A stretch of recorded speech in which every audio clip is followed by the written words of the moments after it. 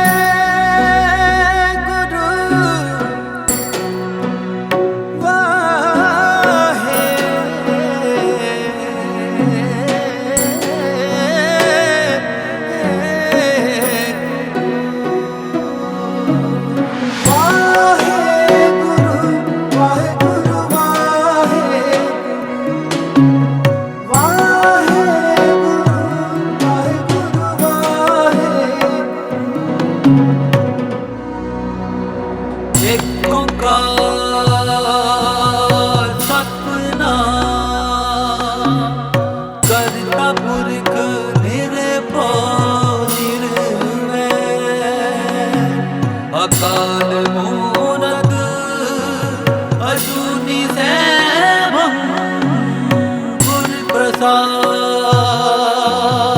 ਵਾਹਿਗੁਰੂ ਸਤਿਨਾਮ ਸ਼੍ਰੀ ਵਾਹਿਗੁਰੂ ਵਾਹਿਗੁਰੂ ਕੀਤਾ ਜਾਂਦਾ ਤੇ ਦੂਜੇ ਪਾਸੇ ਤਖਤ ਇਸ਼ਨਾਨ ਪ੍ਰਕਿਰਿਆ ਜਿਹੜੀ ਉਹ ਕੀਤੀ ਜਾਂਦੀ ਹੈ। ਜਥੇਦਾਰ ਰਣਜੀਤ ਸਿੰਘ ਗੌਹਰ ਦੇ ਵੱਲੋਂ ਜਿਹੜੀ ਇਹ ਸੇਵਾਵਾਂ ਨੇ ਤਖਤ ਇਸ਼ਨਾਨ ਦੀਆਂ ਉਹ ਸੇਵਾਵਾਂ ਨਿਭਾਈਆਂ ਜਾਂਦੀਆਂ ਨੇ। ਵਾਹਿਗੁਰੂ ਵਾਹਿਗੁਰੂ ਵਾਹਿਗੁਰੂ ਵਾਹਿਗੁਰੂ ਵਾਹਿਗੁਰੂ ਵਾਹਿਗੁਰੂ ਕਰਦੀ ਹੈ ਤੇ ਦੂਜੇ ਪਾਸੇ ਜੋ ਕੱਚੀ ਲੱਸੀ ਬਣਾਉਣ ਦੀ ਪੂਰੀ ਪ੍ਰਕਿਰਿਆ ਉਹ ਬੀਬੀਆਂ ਦੇ ਵੱਲੋਂ ਪੂਰੀ ਸੇਵਾ ਨਿਭਾਈ ਜਾਂਦੀ ਹੈ। ਤਾਂ ਤਖਤ ਸ੍ਰੀ ਹਰਿਮੰਦਰ ਸਾਹਿਬ ਦੇ ਵਿੱਚ ਸਵੇਰੇ 3:30 ਦੇ ਕਰੀਬ ਇਹ ਸੇਵਾ ਜਿਹੜੀ ਉਹ ਸ਼ੁਰੂ ਹੋ ਜਾਂਦੀ ਹੈ। ਇਸ ਤੋਂ ਪਹਿਲਾਂ ਜਦੋਂ ਤਖਤ ਸਾਹਿਬ ਦੇ ਕਿਵਾੜ ਖੁੱਲ੍ਹਦੇ ਨੇ ਉਸ ਤੋਂ ਪਹਿਲਾਂ ਸੰਗਤ ਦੇ ਵੱਲੋਂ ਦਰਬਾਰ ਸਾਹਿਬ ਦੇ ਵਿੱਚ ਬੈਠ ਕੇ ਨਿਤਨੇਮ ਕੀਤਾ ਜਾਂਦਾ, ਪੰਜ ਬਾਣੀਆਂ ਦਾ ਪਾਠ ਕੀਤਾ ਜਾਂਦਾ ਅਤੇ ਉਸ ਤੋਂ ਬਾਅਦ ਕਿਵਾੜ ਖੁੱਲ੍ਹਦੇ ਨੇ। ਕਿਵਾੜ ਖੁੱਲ੍ਹਣ ਤੋਂ ਬਾਅਦ ਤਖਤ ਇਸ਼ਨਾਨ ਦੀ ਇਹ ਪੂਰੀ ਪ੍ਰਕਿਰਿਆ ਜਿਹੜੀ ਉਹ ਸ਼ੁਰੂ ਕੀਤੀ ਜਾਂਦੀ ਹੈ। ਅਤੇ ਤਖਤ ਇਸ਼ਨਾਨ ਦੀ ਜਿਹੜੀ ਮਹੱਤਤਾ ਆ ਉਹ ਇਸ ਕਰਕੇ ਹੈ ਕਿਉਂਕਿ ਉਹ ਸਥਾਨ ਜਿੱਥੇ ਗੁਰੂ ਗੋਬਿੰਦ ਸਿੰਘ ਜੀ ਦਾ ਪ੍ਰਕਾਸ਼ ਹੋਇਆ ਸੀ, ਉਹ ਸਥਾਨ ਜਿੱਥੇ ਗੁਰੂ ਗੋਬਿੰਦ ਸਿੰਘ ਜੀ ਦੇ ਪਹਿਲੇ ਵਾਰ ਚਰਨ ਪਏ ਸਨ, ਤਾਂ ਉਸ ਨੂੰ ਸਾਫ਼ ਸੁਥਰਾ ਰੱਖਣ ਦੀ ਇਹ ਪੂਰੀ ਪ੍ਰਕਿਰਿਆ ਉਸ ਨੂੰ ਇਸ ਕਰਕੇ ਪੂਰੀ ਪ੍ਰਕਿਰਿਆ ਦਾ ਨਾਮ ਤਖਤ ਇਸ਼ਨਾਨ ਜਿਹੜਾ ਉਹ ਦਿੱਤਾ ਗਿਆ। ਤਾਂ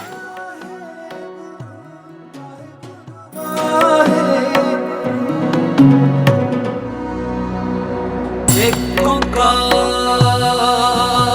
ਸਤਿਨਾਮ ਕਰਤਾ ਪੁਰਖ ਨਿਰਭਉ ਨਿਰਵੈਰ ਅਕਾਲ ਮੂਰਤ ਅਜੂਨੀ ਸੈਭੰ ਗੁਰ ਪ੍ਰਸਾਦ। ਵਾਹਿਗੁਰੂ ਸਤਿਨਾਮ ਸ਼੍ਰੀ ਵਾਹਿਗੁਰੂ ਵਾਹਿਗੁਰੂ ਵਾਹਿਗੁਰੂ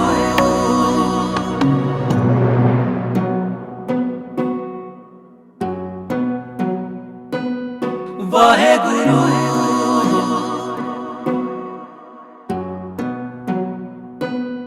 ਵਾਹਿਗੁਰੂ ਵਾਹਿਗੁਰੂ ਵਾਹਿਗੁਰੂ ਵਾਹਿਗੁਰੂ ਵਾਹਿਗੁਰੂ ਵਾਹਿਗੁਰੂ ਵਾਹਿਗੁਰੂ ਵਾਹਿਗੁਰੂ ਵਾਹਿਗੁਰੂ ਵਾਹਿਗੁਰੂ ਵਾਹਿਗੁਰੂ ਵਾਹਿਗੁਰੂ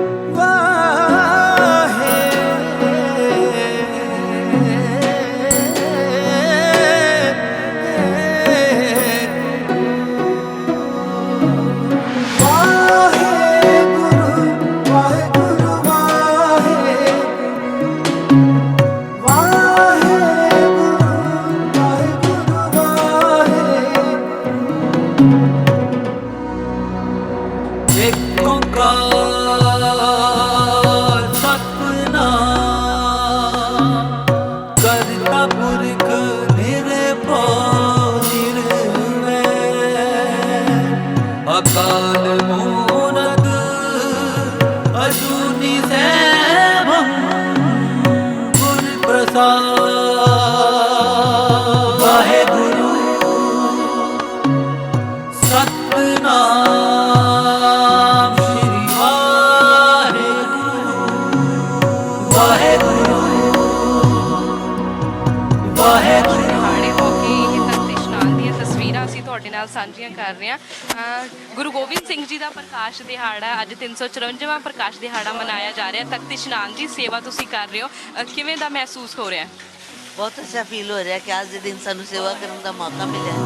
ਵਾਹਿਗੁਰੂ ਵਾਹਿਗੁਰੂ ਵਾਹਿਗੁਰੂ ਵਾਹਿਗੁਰੂ ਵਾਹਿਗੁਰੂ ਵਾਹਿਗੁਰੂ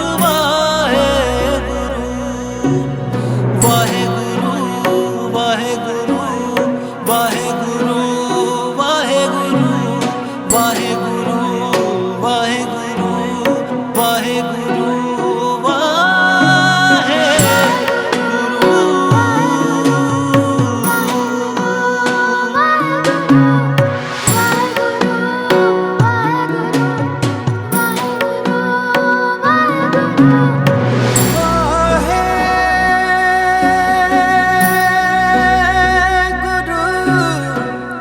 ਨੇ ਸਾਡੇ ਨਾਲ ਤੁਸੀਂ ਕਦੋਂ ਤੋਂ ਸੇਵਾ ਨਿਭਾ ਰਹੇ ਹੋ ਤਖਤ ਇਸ਼ਨਾਨ ਦੀ? ਬਹੁਤ ਸਾਲ ਹੋ ਗਏ ਮਹਾਰਾਜ ਦੀ ਕਿਰਪਾ ਨਾਲ ਬਹੁਤ ਸਾਲ ਹੋ ਗਏ।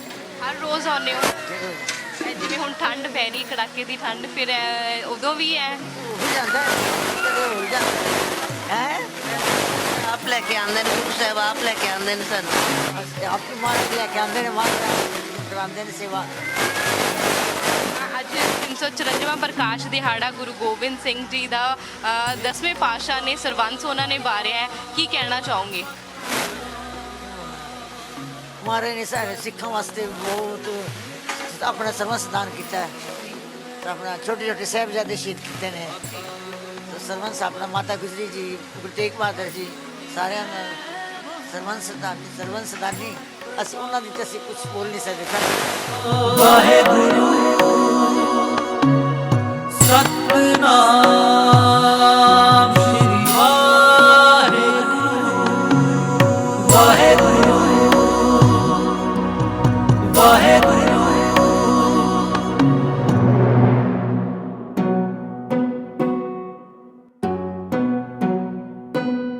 ਵਾਹਿਗੁਰੂ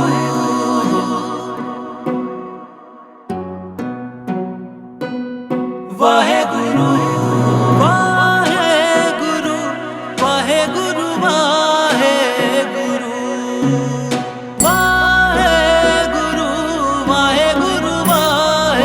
ਵਾਹਿਗੁਰੂ ਵਾਹਿਗੁਰੂ ਵਾਹਿਗੁਰੂ ਵਾਹਿਗੁਰੂ ਵਾਹਿਗੁਰੂ ਵਾਹਿਗੁਰੂ ਦੇਸ਼ਾਂ ਵਿਦੇਸ਼ਾਂ ਤੋਂ ਸੰਗਤ ਵੀ ਇੱਥੇ ਪਹੁੰਚ ਰਹੀ ਹੈ ਤੇ ਇਸੇ ਦੇ ਨਾਲ ਹੀ ਪੰਜਾਬ ਦੇ ਵੱਖ-ਵੱਖ ਥਾਵਾਂ ਤੋਂ, ਦੇਸ਼ ਦੀਆਂ ਵੱਖ-ਵੱਖ ਥਾਵਾਂ ਤੋਂ ਸੰਗਤ ਜਿਹੜੀ ਹੈ ਉਹ ਤਖਤ ਸ੍ਰੀ ਹਰਿਮੰਦਰ ਸਾਹਿਬ ਜੀ ਵਿਖੇ ਪਹੁੰਚੀ ਹੋਈ ਹੈ ਗੁਰੂ ਗੋਬਿੰਦ ਸਿੰਘ ਜੀ ਦਾ ਪ੍ਰਕਾਸ਼ ਦਿਹਾੜਾ ਮਨਾਉਣ ਦੇ ਲਈ। ਤਾਂ ਹੁਣ ਇਸ ਸਮੇਂ ਮੇਰੇ ਨਾਲ ਪੱਤਰਕਾਰ ਰਣਦੀਪ ਸਿੰਘ ਜੀ ਵੀ ਮੌਜੂਦ ਨੇ। ਰਣਦੀਪ ਜੀ ਵੀ ਲਗਾਤਾਰ ਹੀ ਇੱਥੇ ਪਟਨਾ ਸਾਹਿਬ 'ਚ ਕਵਰੇਜ ਕਰ ਰਹੇ ਨੇ। ਤਾਂ ਰਣਦੀਪ ਜੀ, ਕਿਉਂਕਿ ਤੁਸੀਂ ਸਾਰਾ ਮਾਹੌਲ ਦੇਖਿਆ, 354ਵਾਂ ਪ੍ਰਕਾਸ਼ ਪੁਰਬ ਬੇਸ਼ੱਕ ਸੰਗਤ ਦੇ ਵਿੱਚ ਕਮੀ ਜ਼ਰੂਰ ਹੈ, ਪਰ ਜਿੰਨੀ ਵੀ ਸੰਗਤ ਆਈ ਹੈ ਉਹਨਾਂ ਦੇ ਵਿੱਚ ਉਤਸ਼ਾਹ ਦੀ ਕਮੀ ਨਹੀਂ ਹੈ।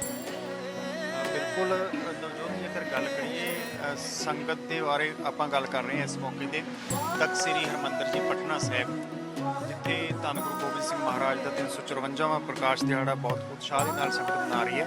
ਤੇ ਅੰਮ੍ਰਿਤ ਵੇਲੇ ਸਵੇਰ ਦਾ ਵਕਤ ਅਸੀਂ ਤਖਤ ਸਾਹਿਬ ਵਿਖੇ ਮੌਜੂਦ ਹਾਂ, ਜਿੱਥੋਂ ਅਸੀਂ ਸੰਗਤ ਨੂੰ ਤਖਤ ਇਸ਼ਨਾਨ ਦੇ ਦਰਸ਼ਨ ਦੀਦਾਰੇ ਕਰਾ ਰਹੇ ਹਾਂ। ਬੜੇ ਮਨ ਦੇ ਵਿੱਚ ਉਤਸ਼ਾਹ ਸੀ, ਚਾਅ ਸੀ ਕਿ ਅਸੀਂ ਵੀ ਦੇਖੀਏ ਤਖਤ ਸਾਹਿਬ ਦੇ ਇਸ਼ਨਾਨ ਕਿਵੇਂ ਕਰਵਾਇਆ ਜਾਂਦਾ ਹੈ। ਤੇ ਅੱਜ ਅਸੀਂ ਦੇਖ ਰਹੇ ਹਾਂ ਸੰਗਤ ਕਿਸ ਢੰਗ ਦੇ ਨਾਲ ਇੱਥੇ ਸੇਵਾ ਕਰ ਰਹੀ ਹੈ। ਸੇਵਾ ਦਾ ਜੇਕਰ ਗੱਲ ਕਰੀਏ ਤਾਂ ਇਸ ਦਾ ਭਾਵ ਲਿਆ ਜਾਂਦਾ ਖਿਦਮਤ ਜਾਂ ਅਧਿਆਤਮਕ ਮਾਰਗ ਤੇ ਚੱਲਣ ਲਈ ਗੁਰੂ ਘਰ ਦੇ ਵਿੱਚ ਜਿਹੜੀ ਨਿਰਇੱਛਤ ਬੜੀ ਸ਼ਰਧਾ ਦੇ ਨਾਲ ਜਿਹੜੀ ਸੇਵਾ ਕੀਤੀ ਜਾਵੇ। ਤੇ ਜਿਹੜੀ ਵੀ ਬਿਨਾਂ ਕਿਸੇ ਫਲ ਦੇ ਇੱਛਾ ਰੱਖ ਕੇ ਸੇਵਾ ਕੀਤੀ ਜਾਂਦੀ ਹੈ ਉਹ ਗੁਰੂ ਦੇ ਦਰ ਤੇ ਪ੍ਰਵਾਨ ਹੁੰਦੀ ਹੈ। ਸਤਿਗੁਰੂ ਕੀ ਸੇਵਾ ਸਫਲ ਹੈ ਜੇ ਕੋ ਕਰੇ ਚਿਤ ਲਾਏ, ਗੁਰਬਾਣੀ ਦਾ ਵਾਕ ਹੈ। ਤੇ ਵਾਰ-ਵਾਰ ਜਿਹੜਾ ਹੈ ਸੇਵਾ ਕਰਨ ਦਾ ਹੁਕਮ ਕੀਤਾ ਗਿਆ ਹੈ। ਮਨ ਚਿੰਦਿਆ ਫਲ ਪਾਵਣਾ, ਹਉਮੈ ਵਿੱਚੋਂ ਜਾਏ। ਮਨ ਚਿੰਦੇ ਫਲ ਮਿਲਦੇ ਨੇ, ਗੁਰਬਾਣੀ ਕਹਿੰਦੀ ਹੈ। ਜੇਕਰ ਅਸੀਂ ਸੇਵਾ ਕਰਦੇ ਹਾਂ ਭਾਵਨਾ ਦੇ ਨਾਲ, ਤੇ ਹਉਮੈ ਵੀ ਮਨੁੱਖ ਦੇ ਅੰਦਰੋਂ ਖਤਮ ਹੁੰਦੀ ਹੈ। ਸੇਵਾ ਦੀਆਂ ਕਈ ਕਿਸਮਾਂ ਹੈ। ਕੋਈ ਧਨ ਦੀ ਸੇਵਾ ਕਰਦਾ ਹੈ, ਕੋਈ ਤਨ ਦੀ ਸੇਵਾ ਕਰਦਾ ਹੈ, ਕਿਸੇ ਦੀ ਮਨ ਦੀ ਸੇਵਾ ਹੁੰਦੀ ਹੈ। ਮਨ ਦੀ ਸੇਵਾ ਕਾਮ, ਕ੍ਰੋਧ, ਲੋਭ, ਹੰਕਾਰ ਤੋਂ ਛੁਟਕਾਰਾ ਪਾਉਣਾ। ਧਨ ਦੀ ਸੇਵਾ ਬੜੀ ਸੰਗਤ ਕਰਦੀ ਹੈ, ਜਿਵੇਂ ਆਪਾਂ ਦੇਖਦੇ ਹਾਂ ਤਖਤ ਸ੍ਰੀ ਹਰਿਮੰਦਰ ਸਾਹਿਬ ਵਿਖੇ ਸੰਗਤਾਂ ਨੇ ਕਿਤੇ ਫੁੱਲਾਂ ਦੇ ਹਾਰ ਲਗਾਏ ਹੋਏ ਨੇ, ਕਿਤੇ ਸੋਨੇ ਦੀ ਸੇਵਾ ਕੀਤੀ ਹੋਈ ਹੈ।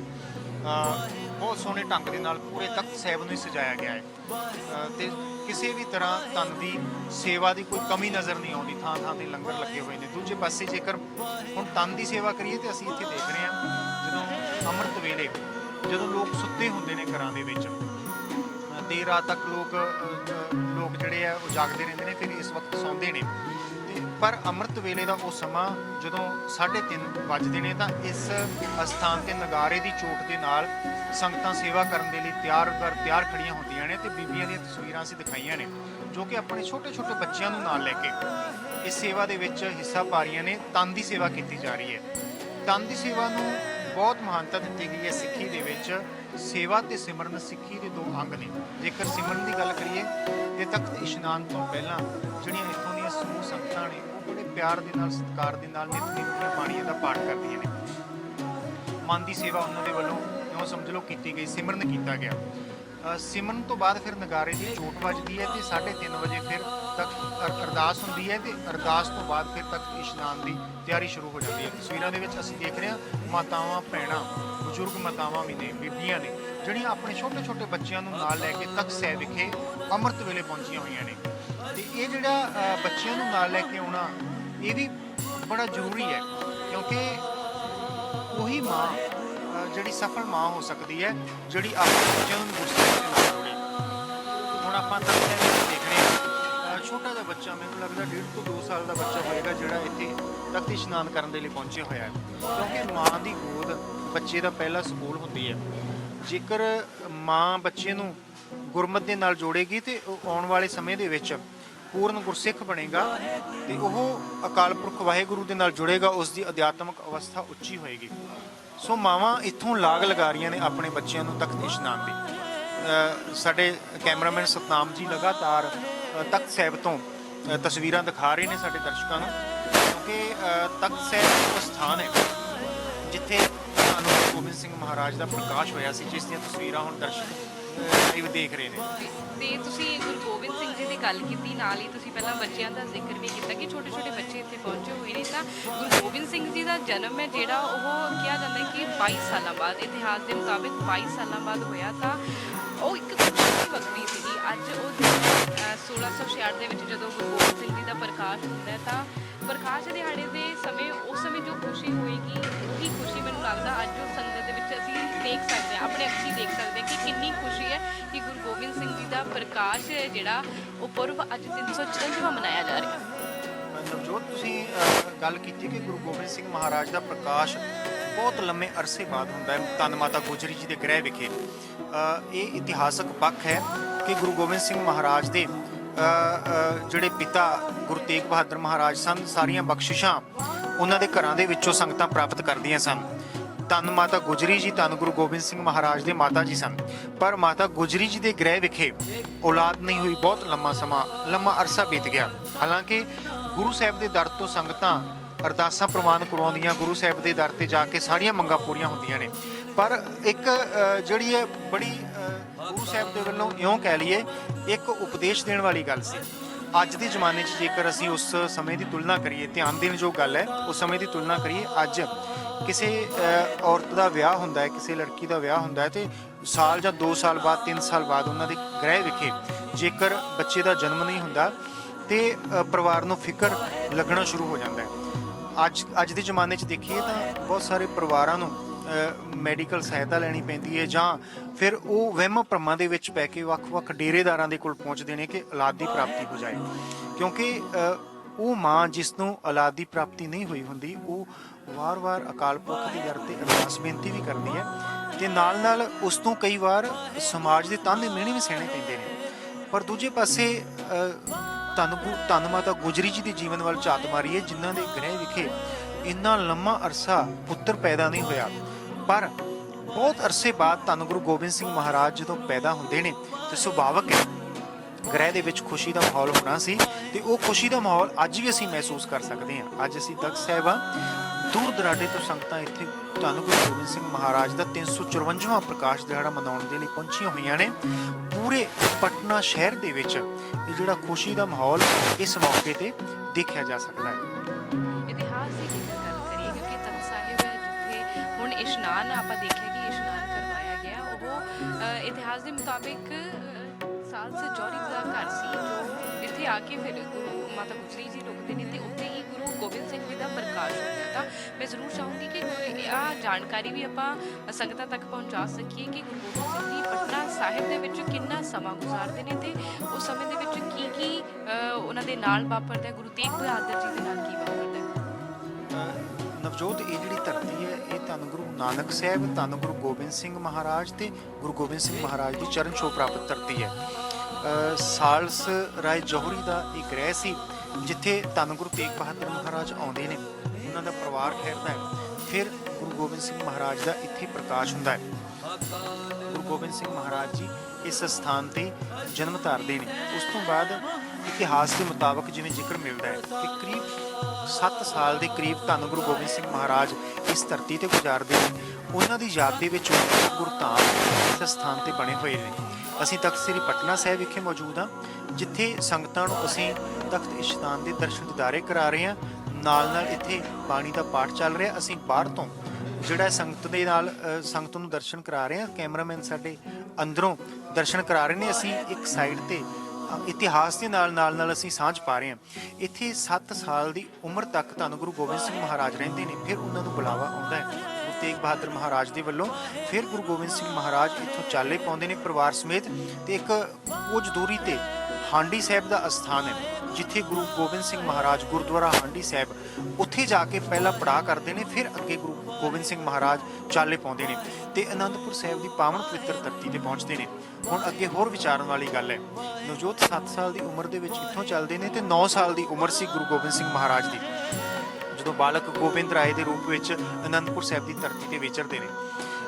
ਪਟਨੇ ਤੋਂ ਅਨੰਦਪੁਰ ਸਾਹਿਬ ਜਾਂਦੇ ਨੇ। ਅਨੰਦਪੁਰ ਸਾਹਿਬ ਅੱਜ ਵੀ ਉਹ ਸਥਾਨ ਹੈ ਜਿਸ ਨੂੰ ਗੁਰਦੁਆਰਾ ਭੌਰਾ ਸਾਹਿਬ ਵੀ ਕਿਹਾ ਜਾਂਦਾ ਹੈ। ਬਿਲਕੁਲ ਗੁਰਦੁਆਰਾ ਸੀਸਗੰਜ ਸਾਹਿਬ ਦੇ ਸਾਹਮਣੇ ਉਹ ਗੁਰਧਾਮ ਮੌਜੂਦ ਹੈ ਜਿੱਥੇ ਗੁਰੂ ਤੇਗ ਬਹਾਦਰ ਮਹਾਰਾਜ ਦਾ ਪਰਿਵਾਰ ਰਹਿੰਦਾ ਸੀ, ਜਿੱਥੇ ਬਾਲਕ ਗੋਬਿੰਦ ਰਾਏ ਨੇ ਆਪਣਾ ਬਚਪਨ ਬਤੀਤ ਕੀਤਾ। 7 ਸਾਲ ਪਟਨਾ ਸਾਹਿਬ ਦੀ ਧਰਤੀ ਤੇ ਬਤੀਤ ਕੀਤਾ ਜਿੱਥੋਂ ਦੇ ਅਸੀਂ ਦਰਸ਼ਨ ਕਰਾ ਰਹੇ ਹਾਂ। ਉਸ ਤੋਂ ਬਾਅਦ ਫਿਰ ਤੇਗ ਬਹਾਦਰ ਮਹਾਰਾਜ ਦੇ ਨਾਲ ਅਨੰਦਪੁਰ ਸਾਹਿਬ ਚਲੇ ਜਾਂਦੇ ਨੇ ਤੇ 9 ਸਾਲ ਦੀ ਉਮਰ ਹੁੰਦੀ ਹੈ ਜਦੋਂ ਗੁਰੂ ਤੇਗ ਬਹਾਦਰ ਮਹਾਰਾਜ ਦੇ ਕੋਲ ਕਸ਼ਮੀਰੀ ਪੰਡਤ ਆਉਂਦੇ ਨੇ ਕਿ ਸਾਡੇ ਧਰਮ ਨੂੰ ਖਤਰਾ ਹੈ, ਸੱਚੇ ਪਾਤਸ਼ਾਹ ਹੁਣ ਸਾਡੇ ਧਰਮ ਦੀ ਡੁੱਬਦੀ ਹੋਈ ਬੇੜੀ ਨੂੰ ਤੁਸੀਂ ਬਚਾ ਸਕਦੇ ਹੋ। ਕੇਵਲ 9 ਸਾਲ ਦੀ ਉਮਰ ਸੀ ਗੁਰੂ ਗੋਬਿੰਦ ਸਿੰਘ ਮਹਾਰਾਜ ਦੀ ਉਸ ਸਮੇਂ, ਤੇ ਧੰਨ ਗੁਰੂ ਤੇਗ ਬਹਾਦਰ ਮਹਾਰਾਜ ਜੋ ਜਬਰੀ ਜਨੇਊ ਲਾਇਆ ਜਾ ਰਿਹਾ ਸੀ ਔਰੰਗਜ਼ੇਬ ਦੇ ਵੱਲੋਂ, ਉਸ ਜਬਰ ਜ਼ੁਲਮ ਦੇ ਖਿਲਾਫ ਗੁਰੂ ਤੇਗ ਬਹਾਦਰ ਮਹਾਰਾਜ ਦਿੱਲੀ ਨੂੰ ਚਾਲੇ ਪਾਉਂਦੇ ਨੇ ਤੇ ਦਿੱਲੀ ਦੇ ਵਿੱਚ ਜਾ ਕੇ ਉਹਨਾਂ ਦੀ ਸ਼ਹਾਦਤ ਹੋ ਜਾਂਦੀ ਹੈ। ਦਿੱਲੀ ਦੇ ਵਿੱਚ ਸ਼ਹਾਦਤ ਹੁੰਦੀ ਹੈ। ਉਸ ਸਮੇਂ ਗੁਰੂ ਗੋਬਿੰਦ ਸਿੰਘ ਮਹਾਰਾਜ ਦੀ ਉਮਰ ਕੇਵਲ 9 ਸਾਲ ਦੀ, ਤੇ 9 ਸਾਲ ਦੀ ਉਮਰ ਦੇ ਵਿੱਚ ਹੀ ਗੁਰੂ ਗੋਬਿੰਦ ਸਿੰਘ ਮਹਾਰਾਜ ਗੁਰਗੱਦੀ ਤੇ ਬਿਰਾਜਮਾਨ ਹੁੰਦੇ ਨੇ।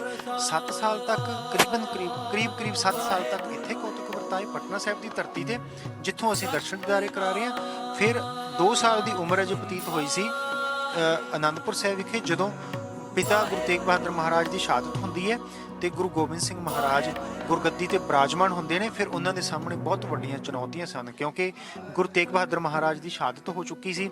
ਫਿਰ ਉਸ ਤੋਂ ਬਾਅਦ ਛੋਟੀ ਉਮਰ ਸੀ। ਛੋਟੀ ਉਮਰ ਦੇ ਬਾਵਜੂਦ ਧੰਨ ਗੁਰੂ ਗੋਬਿੰਦ ਸਿੰਘ ਮਹਾਰਾਜ ਨੇ ਸਾਰੀਆਂ ਚੁਣੌਤੀਆਂ ਦਾ ਸਾਹਮਣਾ ਕੀਤਾ।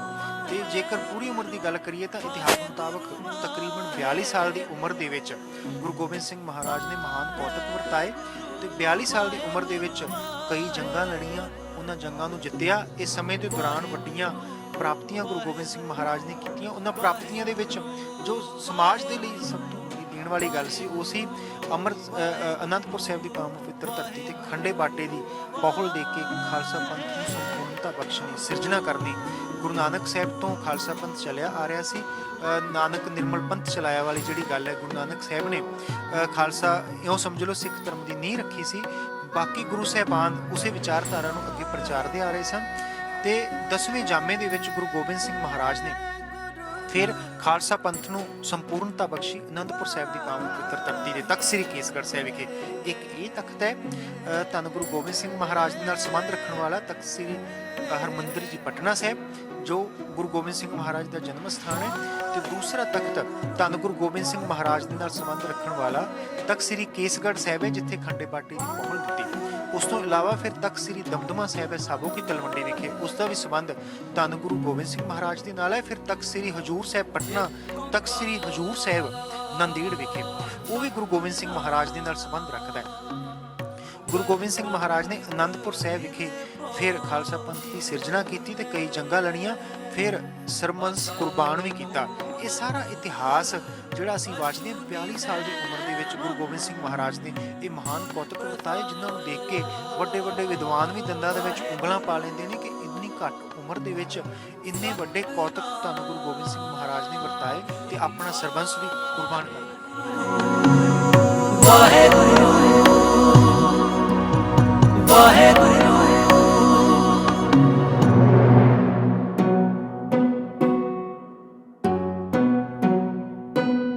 ਵਾਹਿਗੁਰੂ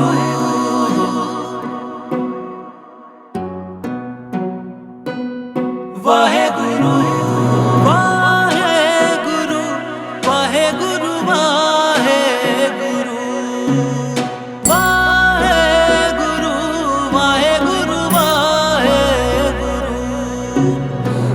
ਵਾਹਿਗੁਰੂ ਵਾਹਿਗੁਰੂ ਵਾਹਿਗੁਰੂ ਵਾਹਿਗੁਰੂ ਵਾਹਿਗੁਰੂ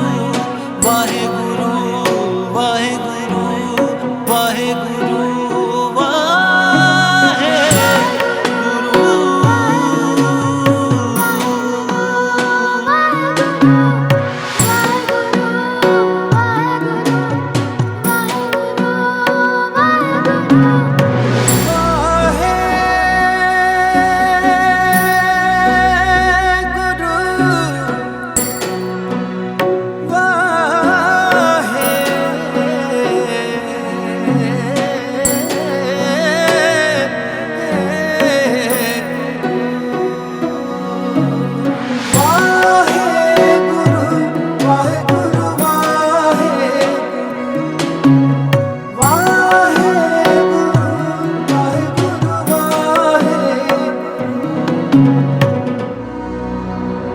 ਇੱਕ ਓਂਕਾਰ ਸਤਿਨਾਮ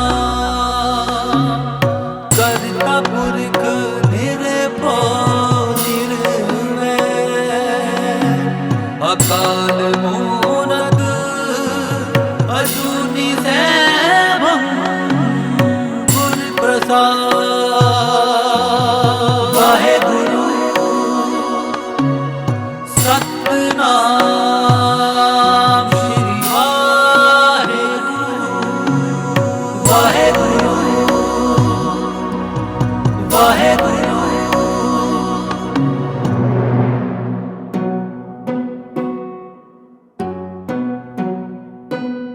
ਵਾਹਿਗੁਰੂ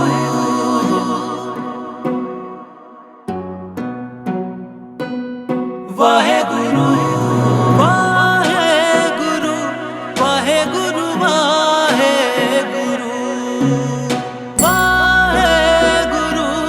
ਵਾਹਿਗੁਰੂ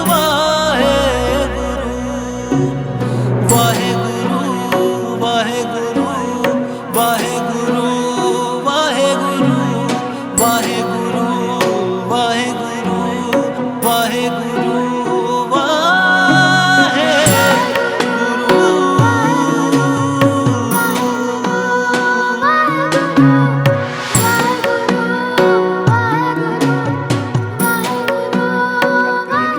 ਕਿਹੜੀਆਂ ਨਿਸ਼ਾਨੀਆਂ ਨੇ ਤਖਤ ਸ੍ਰੀ ਹਰਮੰਦਰ ਜੀ ਪਟਨਾ ਸਾਹਿਬ ਵਿਖੇ, ਤਾਂ ਇੱਥੇ ਧੰਨ ਗੁਰੂ ਗੋਬਿੰਦ ਸਿੰਘ ਮਹਾਰਾਜ ਦੇ ਨਾਲ ਸੰਬੰਧ ਰੱਖਣ ਵਾਲੀਆਂ ਕਈ ਵਸਤੂਆਂ ਨੇ, ਜਿਨ੍ਹਾਂ ਦੀ ਸਾਂਭ ਸੰਭਾਲ ਇੱਥੇ ਕੀਤੀ ਗਈ ਹੈ ਤੇ ਸਮੇਂ-ਸਮੇਂ ਤੇ ਇੱਥੇ ਪਹੁੰਚੀਆਂ ਹੋਈਆਂ ਸੰਗਤਾਂ ਨੂੰ ਦਰਸ਼ਨ ਦੀਦਾਰੇ ਕਰਵਾਏ ਜਾਂਦੇ ਨੇ।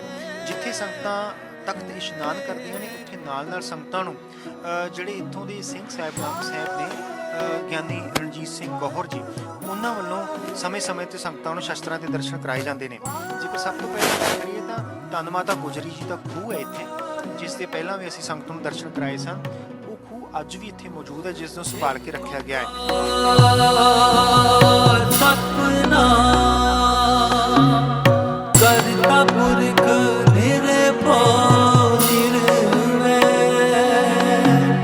ਅਕਾਲ ਮੂਰਤ ਅਜੂਨੀ ਸੈਭੰ ਗੁਰ ਪ੍ਰਸਾਦ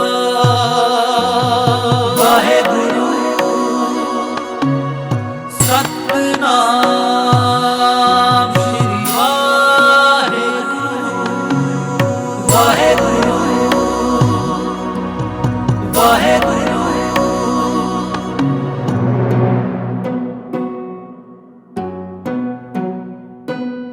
ਵਾਹਿਗੁਰੂ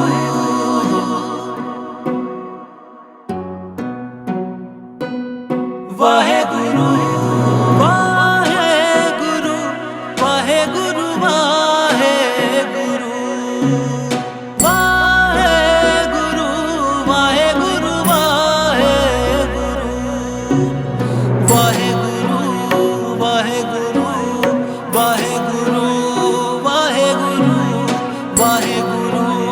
ਵਾਹਿਗੁਰੂ ਵਾਹਿਗੁਰੂ ਵਾਹਿਗੁਰੂ ਵਾਹਿਗੁਰੂ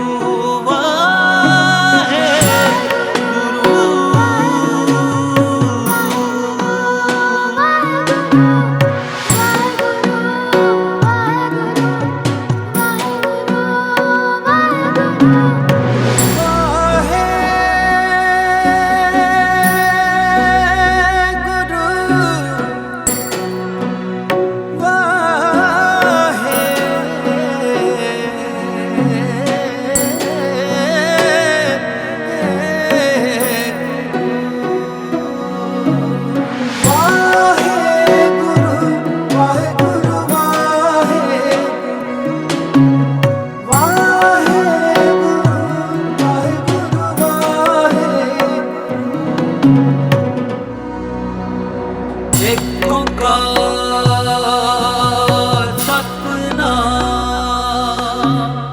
ਕਰਤਾ ਪੁਰਖ ਨਿਰਭਉ ਨਿਰਵੈਰ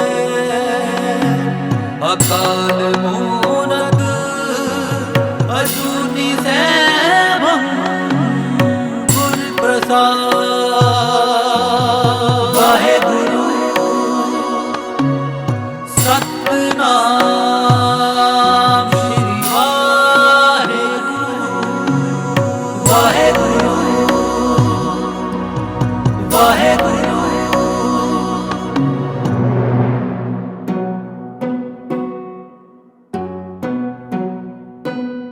ਵਾਹਿਗੁਰੂ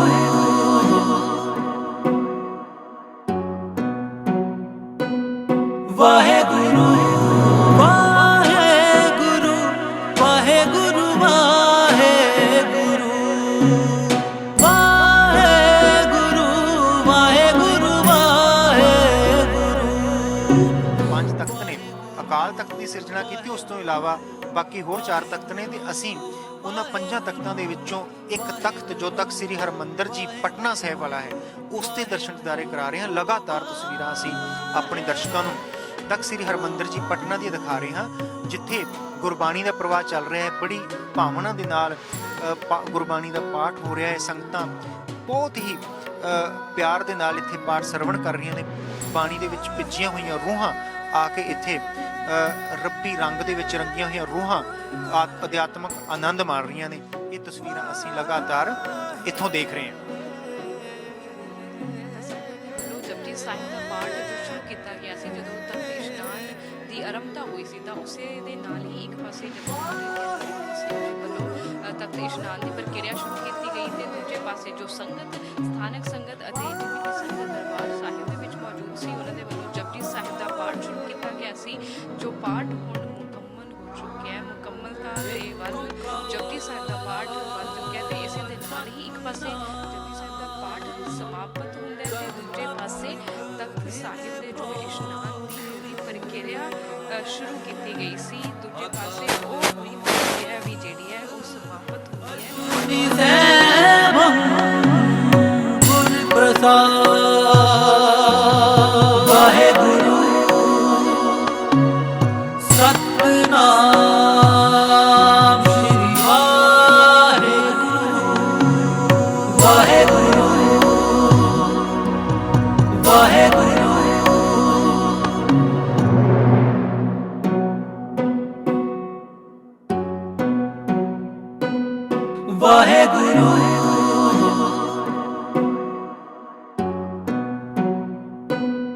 ਵਾਹਿਗੁਰੂ ਵਾਹਿਗੁਰੂ ਵਾਹਿਗੁਰੂ ਵਾਹਿਗੁਰੂ ਵਾਹਿਗੁਰੂ ਵਾਹਿਗੁਰੂ ਵਾਹਿਗੁਰੂ ਵਾਹਿਗੁਰੂ ਵਾਹਿਗੁਰੂ ਵਾਹਿਗੁਰੂ ਵਾਹਿਗੁਰੂ ਇਸ਼ਨਾਨ ਦੀ ਪੂਰੀ ਪ੍ਰਕਿਰਿਆ ਗੁਰਦੁਆਰਾ ਸ੍ਰੀ ਹਰਮੰਦਰ ਸਾਹਿਬ ਪਟਨਾ ਸਾਹਿਬ ਤੋਂ ਅਸੀਂ ਦਾ ਲਾਈਵ ਤਸਵੀਰਾਂ ਤੁਹਾਡੇ ਨਾਲ ਸਾਂਝੀਆਂ ਕਰ ਰਹੇ ਹਾਂ ਕਿ ਕਿਸ ਤਰ੍ਹਾਂ ਤਖਤ ਇਸ਼ਨਾਨ ਜਿਹੜਾ ਉਹ ਪਟਨਾ ਸਾਹਿਬ ਵਿਖੇ ਕੀਤਾ ਜਾਂਦਾ ਤਾਂ ਤਖਤ ਇਸ਼ਨਾਨ ਦੀ ਮਹੱਤਤਾ ਜਿਹੜੀ ਉਹ ਵੀ ਦਰਸ਼ਕਾਂ ਦੇ ਨਾਲ ਸਾਂਝੀ ਕੀਤੀ ਹੈ। ਪੱਤਰਕਾਰ ਰਣਦੀਪ ਸਿੰਘ ਜੀ ਵੱਲੋਂ ਬਹੁਤ ਹੀ ਬਾਰੀਕੀ ਦੇ ਨਾਲ ਇਤਿਹਾਸ ਨੂੰ ਵੀ ਸਾਡੇ ਨਾਲ ਸਾਂਝਾ ਕੀਤਾ ਗਿਆ। ਇਸ ਤੋਂ ਇਲਾਵਾ ਤਖਤ ਸਾਹਿਬ ਦੀ ਮਹੱਤਤਾ ਵੀ ਦੱਸੀ ਗਈ ਤੇ ਇਸੇ ਦੇ ਨਾਲ ਹੀ ਗੁਰੂ ਗੋਬਿੰਦ ਸਿੰਘ ਜੀ ਦਾ ਜਦੋਂ ਪ੍ਰਕਾਸ਼ ਇੱਥੇ ਹੁੰਦਾ ਹੈ ਤਾਂ ਉਸ ਸਮੇਂ ਦਾ ਇਤਿਹਾਸ ਵੀ ਸਾਡੇ ਨਾਲ ਸਾਂਝਾ ਕੀਤਾ ਗਿਆ। ਤਾਂ ਹਰ ਇੱਕ ਚੀਜ਼ ਜੋ ਗੁਰੂ ਗੋਬਿੰਦ ਸਿੰਘ ਜੀ ਦੇ ਨਾਲ ਸੰਬੰਧਿਤ ਹੈ ਉਸ ਦੀਆਂ ਤਸਵੀਰਾਂ, ਉਸ ਦੀ ਜਾਣਕਾਰੀ, ਉਹ ਇਤਿਹਾਸ ਅਸੀਂ ਆਪਣੇ ਕੈਮਰੇ ਦੇ ਜ਼ਰੀਏ, ਆਪਣੀ ਮਾਈਕ ਦੇ ਜ਼ਰੀਏ ਸੰਗਤਾਂ ਤੱਕ ਪਹੁੰਚਾਉਣ ਦੀ ਕੋਸ਼ਿਸ਼ ਕਰਦੇ ਹਾਂ ਤੇ ਉਸੇ ਕੋਸ਼ਿਸ਼ ਦਾ ਇੱਕ ਹਿੱਸਾ ਸੀ ਜਿਸ ਦੇ ਵਿੱਚ ਤਖਤ ਇਸ਼ਨਾਨ ਬਹੁਤ ਮਹੱਤਵਪੂਰਨ ਜੋ ਸਵੇਰੇ 3:30 ਵਜੇ ਤਖਤ ਸ੍ਰੀ ਹਰਿਮੰਦਰ ਸਾਹਿਬ ਪਟਨਾ ਸਾਹਿਬ ਵਿਖੇ ਕੀਤਾ ਜਾਂਦਾ ਉਸ ਦੀਆਂ ਤਸਵੀਰਾਂ ਤੁਹਾਡੇ ਨਾਲ ਅਸੀਂ ਸਾਂਝੀਆਂ ਕੀਤੀਆਂ। ਤਾਂ ਤਸਵੀਰਾਂ ਦੇ ਵਿੱਚ ਜਿਵੇਂ ਤੁਸੀਂ ਦੇਖ ਸਕਦੇ ਹੋ ਕਿ ਉਸ ਜਗ੍ਹਾ ਨੂੰ ਧੋਤਾ ਗਿਆ, ਉਸ ਤੋਂ ਬਾਅਦ ਬਸਤਰ ਜਿਹੜੇ ਉੱਥੇ ਸਾਫ਼ ਸੁਥਰੇ ਵਿਛਾਏ ਗਏ ਤੇ ਉਸ ਤੋਂ ਬਾਅਦ ਸ੍ਰੀ ਗੁਰੂ ਗ੍ਰੰਥ ਸਾਹਿਬ ਜੀ ਦਾ ਪ੍ਰਕਾਸ਼ ਉਸ ਅਸਥਾਨ ਤੇ ਕੀਤਾ ਗਿਆ ਤੇ ਉਸ ਤੋਂ ਬਾਅਦ ਹੁਣ ਜਥੇਦਾਰ ਗਿਆਨੀ ਰਣਜੀਤ ਸਿੰਘ ਜੀ ਗੌਹਰ ਦੇ ਵੱਲੋਂ ਜਿਹੜਾ ਹੁਕਮਨਾਮਾ ਜਿਹੜਾ ਉਹ ਲਿਆ ਜਾਵੇਗਾ। ਤਾਂ ਇਹ ਪੂਰੀ ਪ੍ਰਕਿਰਿਆ ਤਖਤ ਇਸ਼ਨਾਨ ਦੀ ਜੋ ਸ੍ਰੀ ਪਟਨਾ ਸਾਹਿਬ ਵਿਖੇ ਕੀਤੀ ਜਾਂਦੀ ਹੈ। ਤਖਤ ਸ੍ਰੀ ਹਰਿਮੰਦਰ ਸਾਹਿਬ ਪਟਨਾ ਸਾਹਿਬ ਜੀ ਵਿਖੇ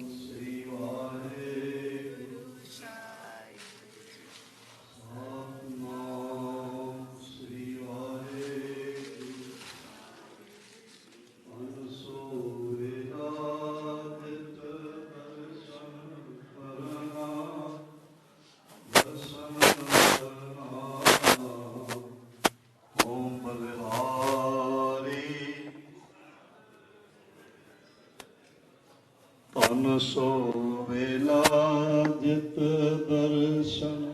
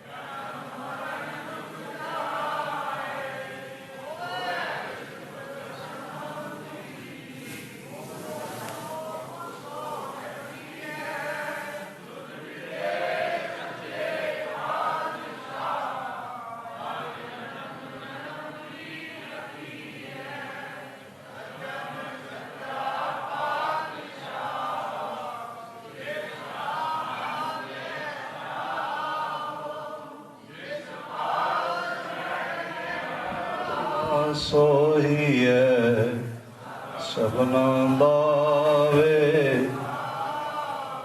ਜਿਸ ਪਾਸ ਬੈਠਿਆ ਸੋਹੀਐ ਸਭਨਾ ਦਾ।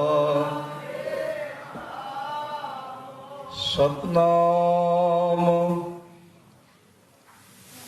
ਸ੍ਰੀ ਵਾਹਿਗੁਰੂ ਸਾਹਿਬ ਜੀਓ।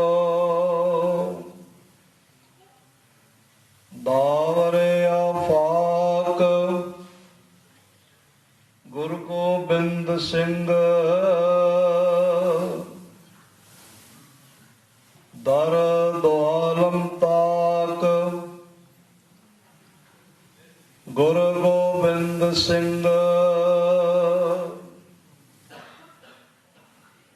ਰੂ ਦਰ ਹਰ ਜਿਸਮ ਗੁਰੂ ਗੋਬਿੰਦ ਸਿੰਘ। ਨੂਰ ਦਰ ਹਰ ਚਸ਼ਮ ਗੁਰੂ ਗੋਬਿੰਦ ਸਿੰਘ।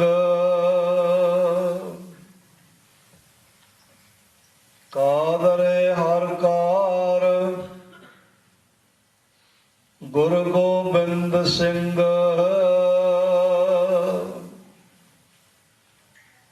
ਬੇਕਸਾਰਾ ਯਾਰ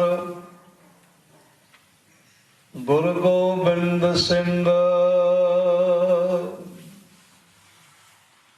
ਸੋਰਠ ਮਹੱਲਾ ਪੰਜਵਾਂ ਘਰ ਦੂਜਾ। ਅਸ਼ਟਪਦੀਆ ਏਕ ਓੰਕਾਰ ਸਤਿਗੁਰ ਪ੍ਰਸਾਦ। ਪਾਠ ਪੜਿਓ ਅਰ ਵੇਦ ਵਿਚਾਰਿਓ। ਨਿਮਲ ਭੰਗਮ ਸਾਧ ਹੈ।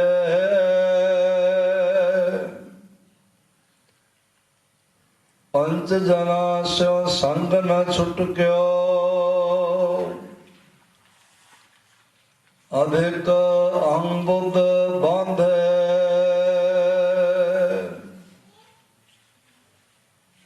ਪਾਠ ਪੜਿਓ ਅਰ ਵੇਦ ਵਿਚਾਰਿਓ। ਨਿਮਲ ਭੰਗਮ ਸਾਧੇ।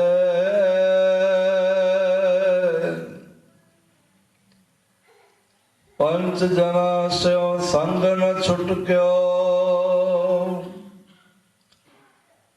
ਅਧਿਕ ਅੰਬੁਦ ਬਾਂਧੇ।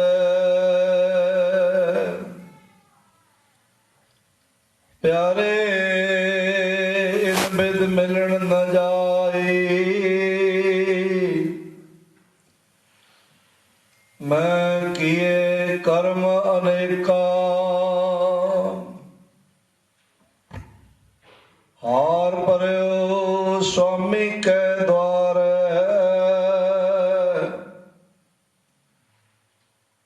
ਦੀਜੈ ਬੁੱਧ ਬਿਬੇਕਾਰ।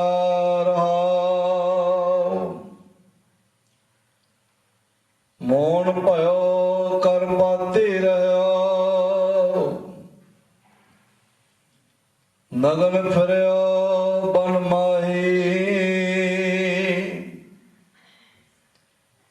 ਤਟ ਤੀਰਥ ਸਭ ਧਰਤੀ ਭ੍ਰਮਿਓ। ਦੁਬਿਧਾ ਛੁਟਕੈ ਨਾਹੀ। ਮਨ ਕਾਮਨਾ ਤੀਰਥ ਜਾਇ ਵਸਿਓ। ਸਿਰ ਕਰਵਤ ਧਰਾਏ।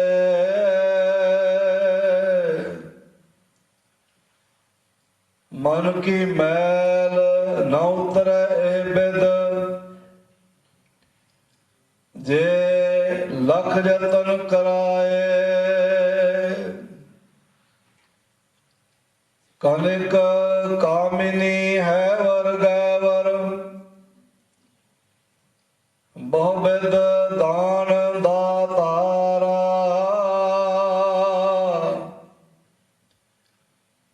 ਅੰਨ ਬਸਤਰ ਭੋਮ ਅਰਪੇ। ना मिलिए हर द्वारा। पूजा अर्चा बंधन डंडोत, खट कर्म रत रहता। हों करद बंधन में परया, ना मिलिए ए जुगता। जोग सिद्ध आसन 84, ए भी कर कर रहया।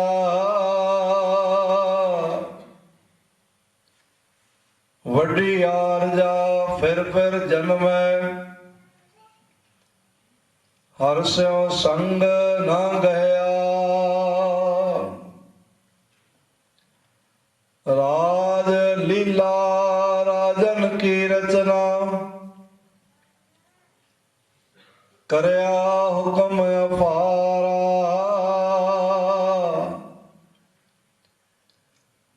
सेज सोहनी चंदन चोआ, नरक घोर का द्वारा। हर कीरत साध संगत, सिर कर्मन कै कर्मा। कहो नानक तिस भयो प्रापत, जिस पूर्व लिखे का लहना। तेरो सेवक ए रंग माता,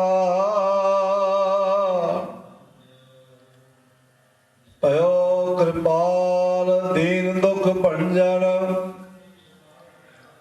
हर हर कीर्तन एवं मन राता, हर कीरत साध संगत है। सिर कर्मन कै कर्मा, कहो नानक तिस भयो प्रापत, जिस पूर्व लिखे का लहना। तेरो सेवक एह रंग माता, भयो कृपाल दीन दुख भंजन। हर हर कीर्तन एह मन राता। रहाओ दूजा। वाहिगुरु जी का खालसा, वाहिगुरु जी की फतेह।